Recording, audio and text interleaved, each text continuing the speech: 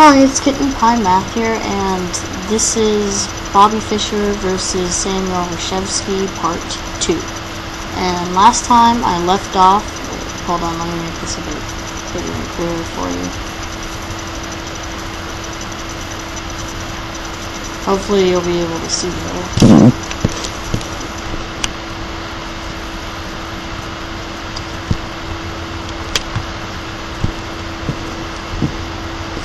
So last time I left off, Bobby had just captured Samuel's queen. Using what looks like a trap, he sacked a bishop and a knight, and eventually got Samuel's queen. And so Samuel reacted to that with knight c6, hitting the queen. Oh, sorry. And Fischer moved his queen back to d2. Play continues with bishop takes e5. This bishop is getting into the center, taking the strong pawn on e5, and Bobby Fischer castles. Black plays knight to d6, getting this knight to a more active central square. You know, where it was on e8, it wasn't really doing anything, so Samuel noticed that and moved it to d6. Now Bobby offers a trade of bishops, and Samuel counters with knight to c4, attacking Bobby's queen. Bobby plays queen to e2, pretty much the only move, and Bobby and Samuel trade knight pieces. Samuel moves his king to g7, kind of a passive move. I guess it's a safer square. Near the endgame, you want to improve your king position. And Bobby plants his knight on the juicy square e4. Play continues with bishop to c7. I guess Samuel didn't want to be liable to discovered attacks from Bobby's queen. And knight to c5, attacking this weak double pawn. The rook moves down to defend, and Bobby pushes a pawn up, looking later to advance these pawns down the board, and eventually queen, and that'll just be game over. And Samuel thinks the same thing, so he starts pushing his pawn. Bobby swings his rook over to d1, claiming this long open file, and Samuel moves his knight back. He's maneuvering to get his knight just where he wants it to be. Bobby moves his knight to d7 and attacks Samuel's rook, really being a nuisance right there. And Samuel swings his rook over to c6, hitting Bobby's queen. The queen swings over to h4, and the rook comes back to defend that pawn.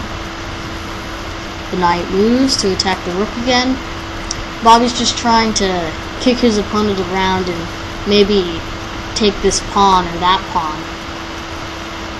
And the rook blocks the attack from the queen on the e7 pawn by moving to f6.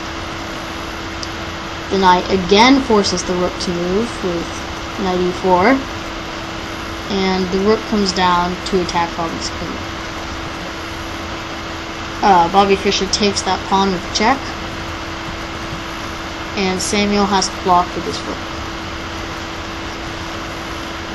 Queen pivots to a3, looking to really support his queenside pawn launching, and Samuel moves his knight to c6. Bobby again harasses that rook, and Samuel just decides that he needs to take that knight off the board if he's going to get things done. And Bobby Fischer recaptures with this rook. The bishop comes to f5. Again, it wasn't doing much at the edge of the board here.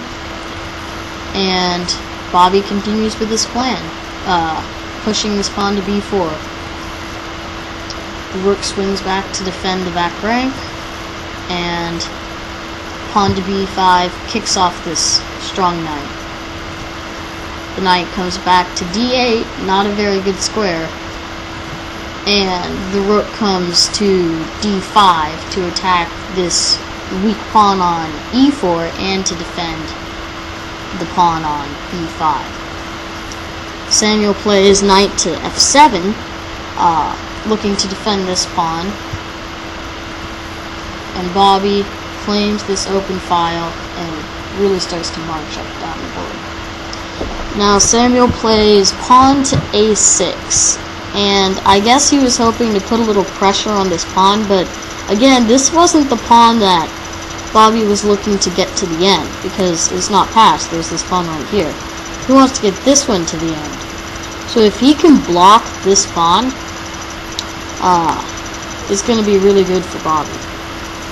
And so pawn to b6 does just that. So later, when he pushes this pawn down the board and it comes to c6, if Samuel takes, he has another pass pawn. And bishop comes to e4, a very nice central square, also defending this pawn. And rook to e1, kicks it off and puts more pressure on this pawn. Also, it's a very nice semi-open file.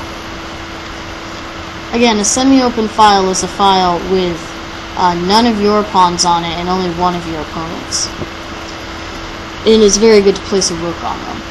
And Samuel plays bishop to c6, which is getting out of the way of fire, but still maintaining a good hold upon the center. And now Bobby sacks with his rook. Bobby takes the bishop with his rook, because he knows that if this pawn takes back, this pass pawn on b6 is going to be unstoppable. And that's what it proves to be. Samuel takes the rook, and Bobby pushes forwards. The rook blocks on b8, and Bobby takes this pawn to defend, throwing everything to support that pawn. Now the knight comes over to attack, and Bobby swings his rook to b1, to defend. Samuel brings his rook to f7. Again, this pawn is a very focused point here. And Bobby plays a waiting move, kind of improving his king position, getting out of the way of back rank moves, and waiting to see what Samuel wants to do. Samuel takes the pawn on b7 with his rook, and Bobby recaptures. Samuel recaptures, and the queen comes to a8, forking the rook and the knight. At this point, Samuel resigned. As you see, Bobby has a queen to a rook and a knight, which makes the material even. And right now he's forking his two remaining major pieces, or major and minor. And so there's really not much Samuel can do after this. He has another passed pawn on a2, and it's going to be really hard to defend against it. So I hope you enjoyed my chess video. Stay tuned for more videos in the future.